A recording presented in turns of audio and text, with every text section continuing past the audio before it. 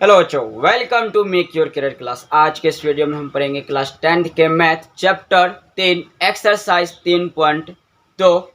इससे पहले हमने एक वीडियो और बना रखे हैं एक्सरसाइज 3.2 से रिलेटेड क्वेश्चन, उसमें हमने एक सॉल्व किया था। यदि आपने वो वीडियो नहीं देखे हैं तो इस वीडियो के नीचे डिस्क्रिप्शन में मैं लिंक दे दूंगा, आप वहां से वे वीडियो देख सकते हैं।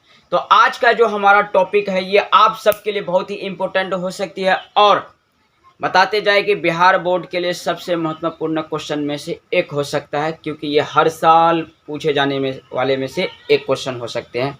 तो आप इसको बढ़िया तरीके से समझिए और समझाने की हम कोशिश करेंगे। सीधा आपके दिमाग पे हम अटैक करेंगे, आप उस क्वेश्चन को पूरा करने की कोशिश करिए। चलिए, दूसरा क्वेश्चन है अनुपातों A1/A2, B1/B2 और C1/C2 की तुलना कर ज्ञात कीजिए कि निम्न समीकरण युग्म द्वारा निरूपित रेखा एक बिंदु पर प्रतिच्छेद करती है, समांतर है अथवा समपाती है। तो जो एक बिंदु पे प्रतिच्छेद, यानी कि एक प्रतिच्छेद कहाँ जगह, जब ऐसी रेखा हो, जब एक बिंदु पे ये काटती है तो इसको हम क्या कहलाएंगे, प्रतिच्छेद।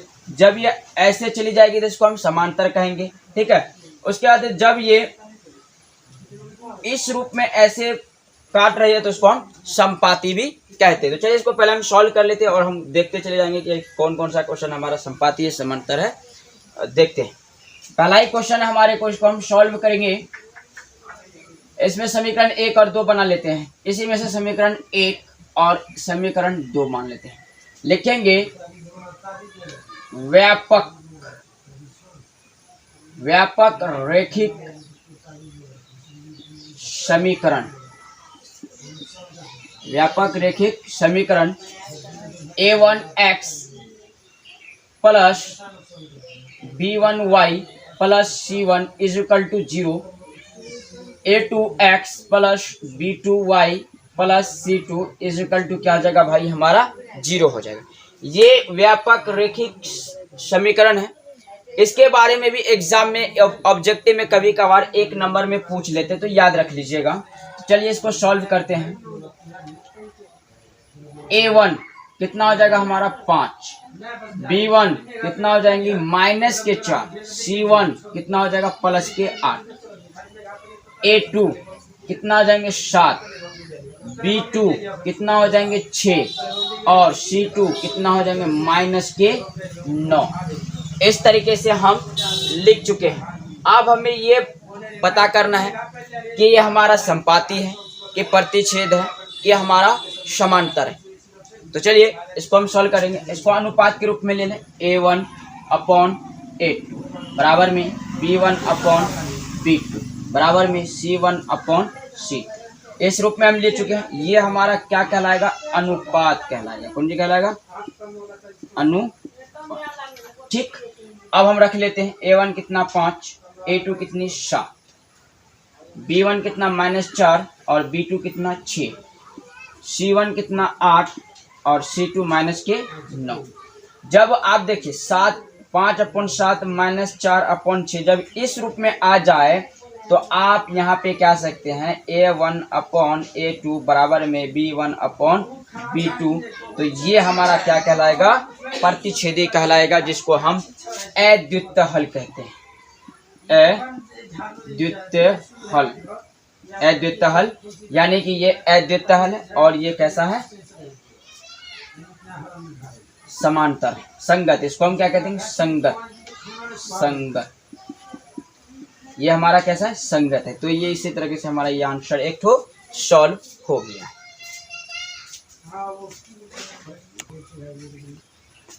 तो पहला जो क्वेश्चन था ये अद्वितीय हल या प्रतिच्छेद, या इसका हम क्या कहते हैं, संगत कह सकते हैं। चलिए अब दूसरा जो है हमारा दूसरा पार्ट, क्वेश्चन दूसरा का दूसरा पार्ट है। इसमें भी हम ये लिखते थे, इसका समीकरण 1, इसका समीकरण नंबर 2। व्यापक रैखिक समीकरण, रैखिक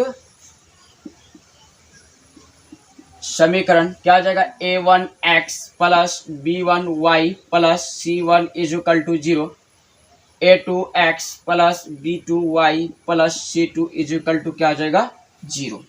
अब हम इसमें छांट लें, A1 आपका हो जाएगा 9, B1 आपका हो जाएगा 3 और C1 आपका हो जाएगा 12 प्लस के A2 18, B2 6 और C2 कितना हो जाएगा 24। अब जो हमारा अनुपात जो है A1 upon A2, B1 upon B2, C1 upon C2, ये हमारा अनुपात है। ठीक है, अब इसको इस फॉर्म के अंदर पुट कर दीजिए। 9 अपॉन में 18, उसके बाद 3 अपॉन में 6, 12 अपॉन में 24। काटेंगे तो 9 एक कम 9, 9 दूनी 18, यानी कि 1 अपॉन में 2 हो गया। 3 एक कम 3, 3 दूनी 6, ये भी आ गया हमारा। उसके बाद 12 एक कम 12, 12 दूनी 24। तो इस रूप में हमारा आ गया। तो हम क्या कहलाएंगे, A1 अपॉन A2 बराबर में B1 अपॉन B2 बराबर में C1 अपॉन C2। तो ये हमारा कैसा है, संगत है और संपाती है। संगत, संपाती या फिर अनेक रूप से इसका अनेक हल है, अनेक हल।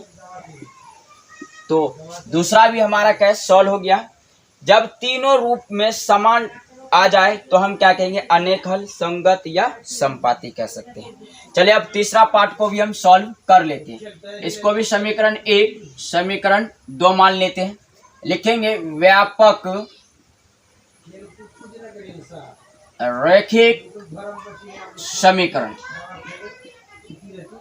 समीकरण A1x plus B1y plus C1 equal to 0, A2x plus B2y plus C2 equal to 0। ये हो गया हमारा। अब हम फॉर्म से ले लेंगे। A1 कितना हो जाएगा हमारा 6, B1 हमारा कितना हो जाएगा माइनस के 3, C1 हमारा हो जाएगा प्लस के 10, A2 2, B2 माइनस के 1 और C2 हमारा हो जाएगा 9। अब फिर देखिए अनुपात A1 अपॉन A2 बराबर में B1 अपॉन B2 बराबर में C1 अपॉन C2। इस रूप में इसको हम अनुपात के रूप में ले लिए हैं। ठीक, अब देखिए इनको सभी को फॉर्म्स के इसके रूप में ले लें। 6 अपॉन 2 माइनस के 3 अपॉन 1 और 10 अपॉन में 9। काटेंगे 2 एकम 2, 2 तिया 6। अब देखिए 3 अपॉन 1 बराबर में माइनस के 3 अपॉन 1 बराबर में 10 अपॉन में 9।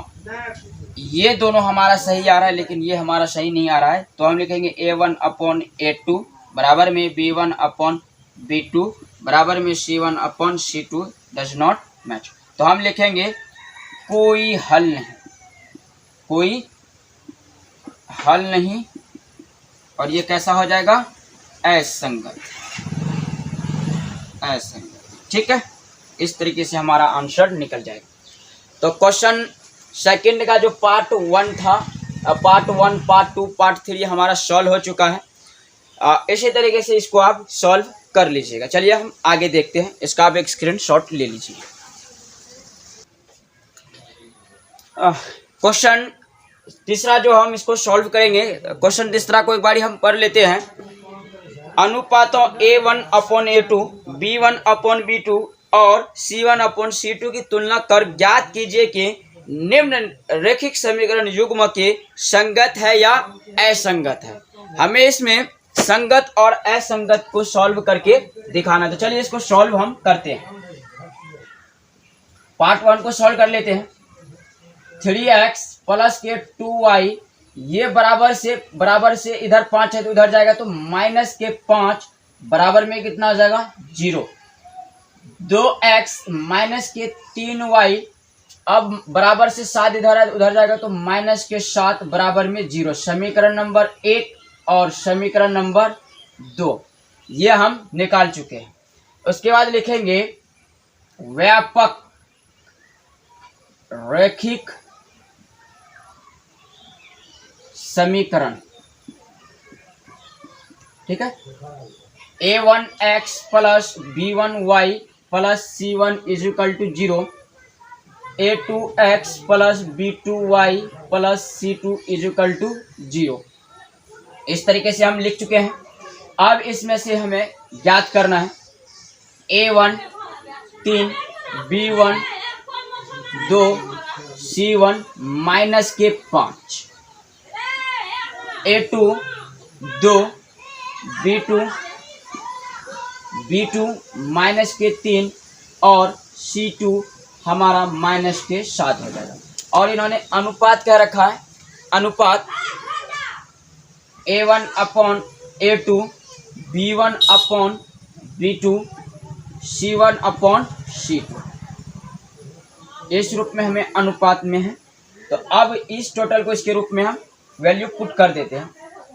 3 अपॉन में 2, 2 अपॉन में माइनस के 3, माइनस के 5 अपॉन में माइनस के 7।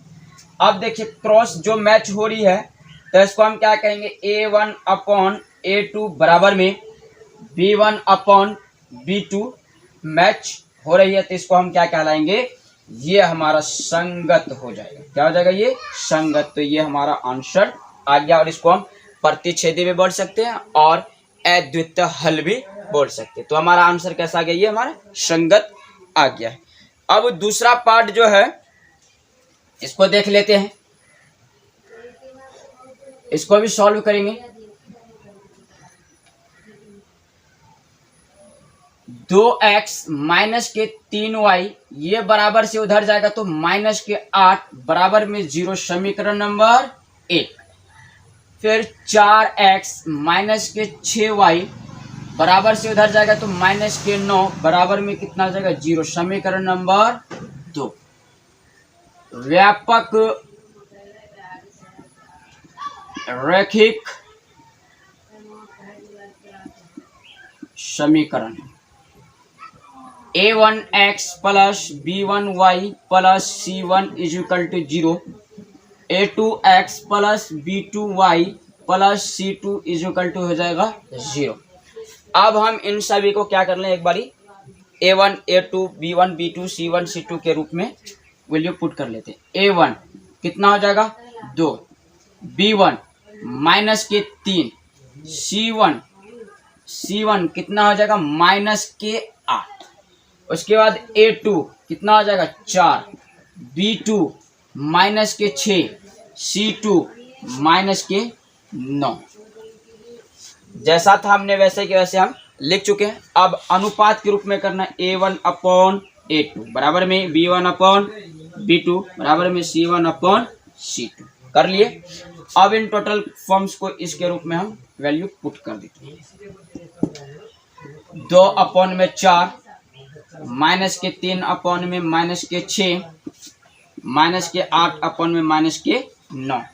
2 एक कम 2, 2 दूनी 4, माइनस से माइनस कैंसिल, 3 एक कम 3, 3 दूनी 6, और ये नहीं कट सकता। तो क्या लिखेंगे, इसको हम इस रूप में लिख सकते हैं, A1 अपॉन A2 बराबर में B1 अपॉन B2 बराबर में C1 अपॉन C2। ये दोनों तो मैच हो गया, लेकिन ये वाला मैच नहीं हुआ तो हम यहाँ पे क्या कर देंगे, काट देंगे। तो ये हमारा कैसा आंसर हो जाएगा, असंगत। इसको हम क्या कहेंगे, असंगत, जिसमें हम कह सकते हैं कोई हल नहीं। दूसरा भी सॉल्व हो गया। अब चलिए इसका तीसरा पार्ट को हम सॉल्व कर लेते हैं सरल भाषा में। देखिए इसको क्रॉस करके देख लेते हैं। अगर इसका हम समीकरण बनाएंगे तो इसको क्रॉस मल्टीप्लाई यानी कि ब्रिज गुणन विधि से हम इसको सॉल्व कर लेते हैं। यहाँ पे 3 है, 3 को 3 के साथ गुना करें तो 3 3 9x हो जाती है। 2 को 5 के साथ गुना करें तो 10y हो जाता है। अब 3 दूनी 6, 6 सत्ते कितना हो जाएगा, 42। ठीक है, तो 9x प्लस के 10y, अब ये बराबर से इधर आ गया तो माइनस के 42 बराबर में 0, समीकरण नंबर कितना आ गया, 1। और 9x माइनस के 10y और बराबर से उधर जाएगा तो माइनस के 14 बराबर में 0, समीकरण नंबर कितना आ गया, 2। तो हमारा समीकरण 1, समीकरण 2 हम निकाल चुके हैं। अब A1 इसको हम व्यापक रैखिक समीकरण किस में ले लेते हैं, a1x plus b1y plus c1 is equal to 0, a2x plus b2y plus c2 is equal to 0, इस रूप में ले लिए हैं। अब इसमें से हम छांट लेते हैं। a1 हमारा कितना होगा 9, b1 हमारा कितना हो जाएगा 10, c1 हमारा कितना हो जाएगा 42, माइनस के 42, a2 हमारा कितना हो जाएगा 9, b2 हमारा कितना हो जाएगा माइनस के 10, c2 हमारा कितना हो जाएगा माइनस के 14। अब अनुपात a1 अपॉन a2 बराबर में b1 अपॉन b2 बराबर में c1 अपॉन c2, ये हमारा कौन सी अनुपात हो गया। अब इन टोटल को इसके रूप में व्यक्त कर दीजिए, 9 अपॉन में 9 बराबर में 10 अपॉन में माइनस के 10 बराबर में माइनस के 42 अपॉन में माइनस के 14, माइनस से माइनस कट गया, 14 कम 14 14 तिया 42, 10 एक कम 10, 10 एक कम 10, तो माइनस का कितना आ गया भाई 1, 9 एक कम 9, 9 एक कम 9, तो हमारा कितना आ गया 1 अपॉन 1 बराबर में 1 अपॉन माइनस 1, तो हम इसका क्या है बराबर नहीं आ रहा, तो a1 अपॉन a2 बराबर में नॉट b1 अपॉन b2, तो हमारा ये कैसा है, ये संगत है, प्रतिच्छेदी है और अद्वितीय हल है। तो इस तरीके से हमारा तीसरा पार्ट भी सॉल्व हो गया है। पार्ट 1, पार्ट 2, पार्ट 3 हमारा सॉल्व हो चुका है।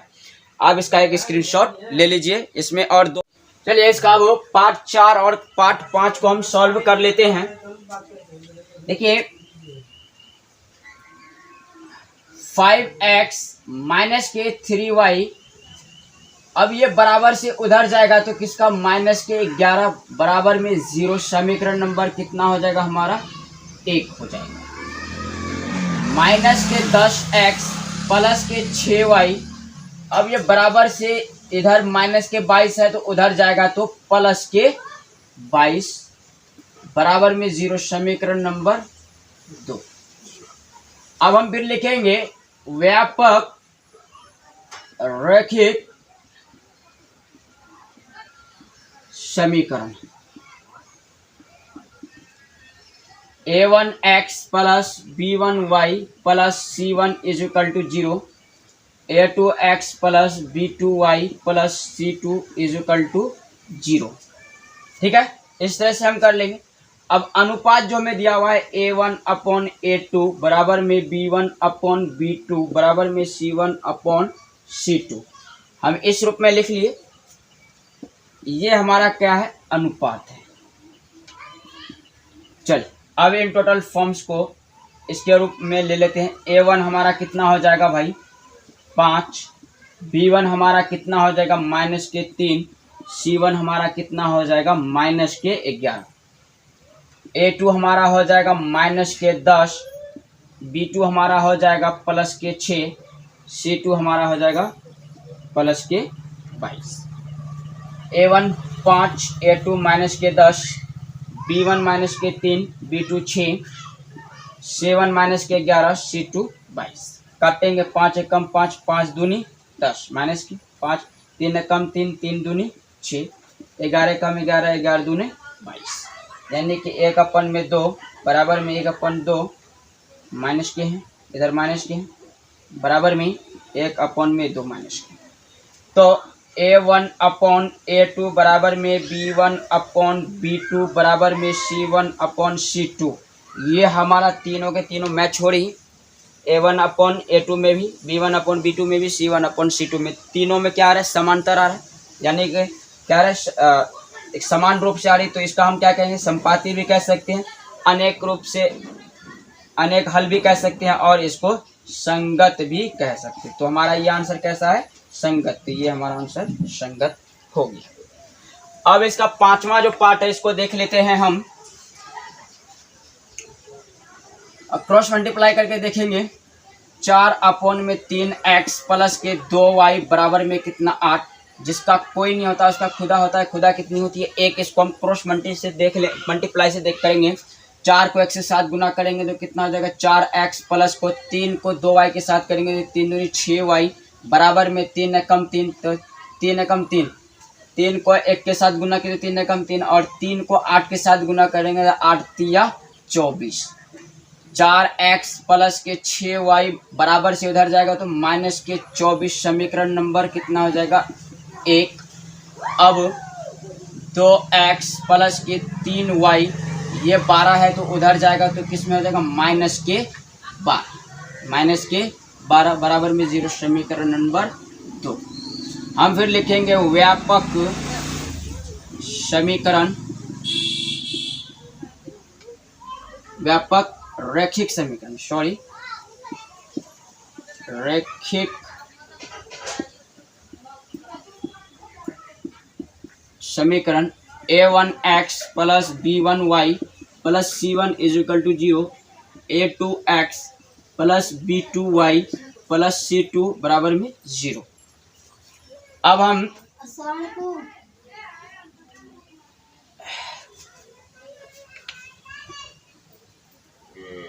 बोले तो इस तरीके से हम पहले इसको सॉल्व करेंगे। देखिए a1 हमारा कितना हो जाएगा 4, b1 हमारा कितना हो जाएगा 6 और c1 हमारा कितना हो जाएगा माइनस के 24।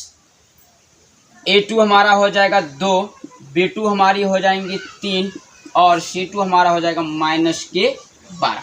माइनस से माइनस कैंसिल, 2 एकम 2, 2 दूनी 4, 3 एकम 3, 3 दूनी 6, 12 एकम 12, 12 दूनी 24। यानी कि इसका अनुपात देख लेते हैं हम।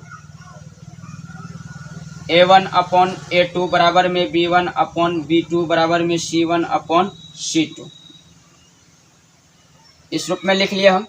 इसका जो काट करके जो आया हमारा 2 अपॉन में 1 बराबर में 2 अपॉन में 1 बराबर में 2 अपॉन में 1, तीनों मैच हो रहा है। तो जब तीनों जब एक समान रूप से आ रही हो तो हम a1 अपॉन a2 बराबर में b1 अपॉन b2 बराबर में c1 अपॉन c2, तो हम क्या कह सकते हैं ये हमारा संगत है, संपाती है और अनेक हल भी है। तो बच्चों part 1, part 2, part 3, part 4, part 5 आपको समझा दिया गया है। यदि आपको समझ में नहीं आए ऐसे तो वीडियो को एक बार रोक करके समझ लीजिएगा, तब जा करके फिर चालू कीजिएगा। तो आप इसका एक स्क्रीनशॉट ले लीजिए। क्वेश्चन 4 है, निम्नलिखित समीकरणों के युग्मों में से कौन से युग्म संगत अथवा असंगत है? यदि संगत है तो ग्राफ्य विधि से हल ज्ञात कीजिए।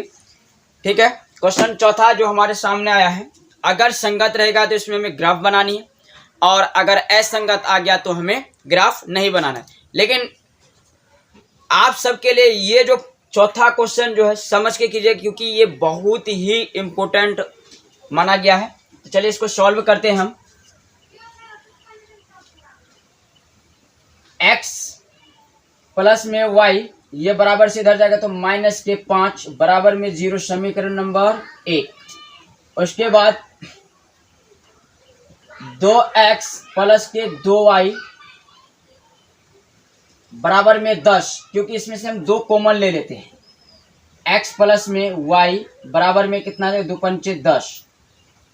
x प्लस में y बराबर में 5 आ गया और x प्लस में y इधर से आएगा तो माइनस के 5 बराबर में 0। समीकरण नंबर कितना आ गया हमारा 2 आ गया। समीकरण नंबर यहाँ पे कितना आ गया 2। अब हम इसका क्या करेंगे, समीकरण 1 से लेकर ग्राफ के विधि में, तो लिखेंगे ग्राफ फिर विधि से, विधि लिखेंगे समीकरण 1 से। समीकरण 1 से, समीकरण 1 हमारा कौन सा है, x प्लस में y माइनस के 5 बराबर में कितना 0।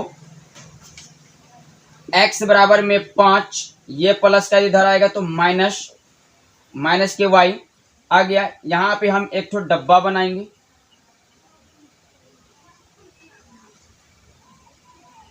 इस डब्बा में y का मान रखते जाइए और x का मान निकलते चले जाएंगे। चलिए हम लिखे हैं y का मान कितना रखेंगे 0 रख लेते हैं। y का मान अगर हम 0 रखेंगे तो x बराबर में 5 माइनस के y, x बराबर में 5 माइनस के 0, तो x बराबर में कितना गया 5। तो x का मान कितना गया हमारा 5, y का मान कितना रखे थे 0। फिर y का मान हम रख लेते हैं 1, x बराबर में 5 माइनस के y, x बराबर में 5 माइनस के 1, x बराबर में 5 में से 1 गया तो कितना बचा 4। तो y का मान रखें 1 तो x का मान कितना है 4। फिर हम रख लेते हैं y का मान 2 रख लेते हैं, x बराबर में 5 माइनस में y, x बराबर में 5 माइनस के 2, x बराबर में 5 में से 2 गया तो कितना बचा 3। y का मान रखे 2, x का मान आया 3। अब हम लिख लेते हैं समीकरण 2 से, यहीं पे कर लेते हैं, इधर ग्राफ के लिए जगह हो जाएगी। समीकरण 2c, समीकरण 2 से करेंगे x प्लस में y माइनस के 5 बराबर में 0, x बराबर में 5, वही फंडा माइनस का इधर आएगा, प्लस का y इधर है तो इधर आएगा तो माइनस का। चलिए फिर हम यहाँ पे एक डब्बा बना लेते हैं,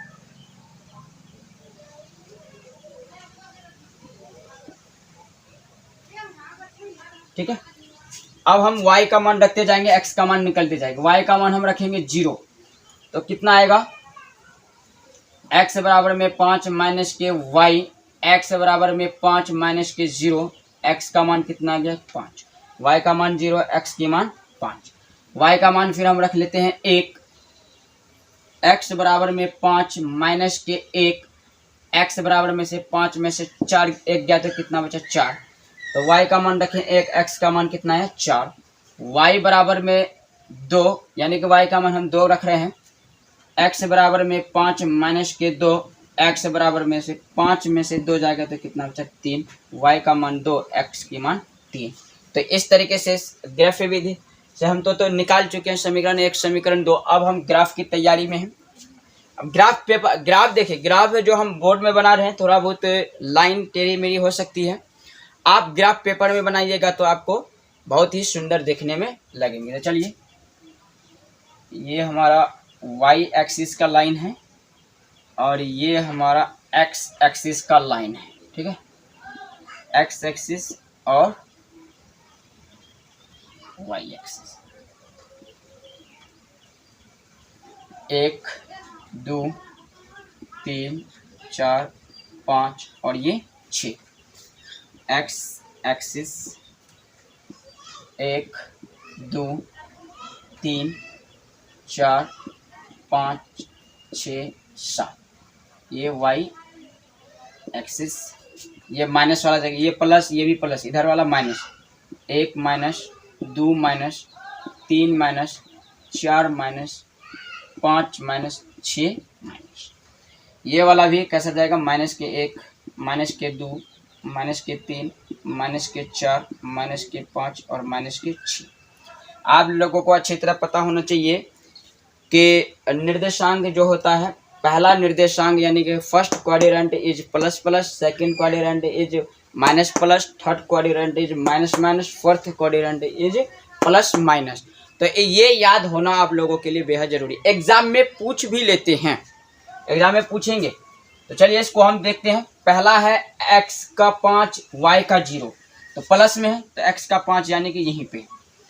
फिर x का 4 y का 1, प्लस प्लस में x का 4 y का 1 जस्ट यहाँ पे, x का 3 y का 2 यानी कि ये यहाँ पे, ये लाइन हमारा ऐसे टच कर गया, ठीक है। फिर x का 5 प्लस में y का 1 इसी जगह पे, y का x का 4 और y का 1 सेम जगह, x का 3 y का 2 सेम जगह यहाँ, ठीक। ये भी लाइन हमारा इसी तरह से जाएंगे। तो ये आपका जो था ग्राफ बन गया है। इसका नाम दे देते हैं 5 0, उसके बाद 4 1, उसके बाद 3 और 2। तो आपका क्वेश्चन 1 जो था, क्वेश्चन 4 का पार्ट 1 सॉल्व हो चुका है। आप इसका एक स्क्रीनशॉट ले लीजिए। चलिए अब इसका क्वेश्चन 4 का पार्ट 2 को सॉल्व करते हैं हम। x माइनस वाई प्लस से बराबर से उधर जाएगा तो माइनस के 8 बराबर 0, समीकरण नंबर 1। 3x माइनस के 3y अब बराबर से इधर 16 तो उधर जाएगा तो माइनस के 16 बराबर 0, समीकरण नंबर 2। अब लिखेंगे व्यापक रैखिक समीकरण a1x plus b1y plus c1 is equal to 0, a2x plus b2y plus c2 is equal to 0। a1 हमारा आ जाएगा 1, b1 हमारा हो जाएगा माइनस के 1, c1 हो जाएगा माइनस के 8, a2 हो जाएंगे 3, b2 हो जाएंगे हमारे माइनस के 3, c2 हो जाएंगे हमारे माइनस के 16। a1 अपॉन a2 बराबर में b1 अपॉन b2 बराबर में c1 अपॉन c2। अब इन टोटल को इसके अंदर में पुट करके 1 अपॉन में 3 और माइनस 1 अपॉन माइनस के 3, इससे कट गया, बराबर में माइनस के 8 और माइनस के 16, माइनस से माइनस 8 और दूनी 16 कट जाएगा। तो ये हमारा कैसा है, ये असंगत है। जब असंगत की स्थिति में हमें ग्राफ नहीं बनाना है, जब संगत आ जाएगा तो हम क्या करेंगे, ग्राफ बनाएंगे। असंगत की स्थिति में हम ग्राफ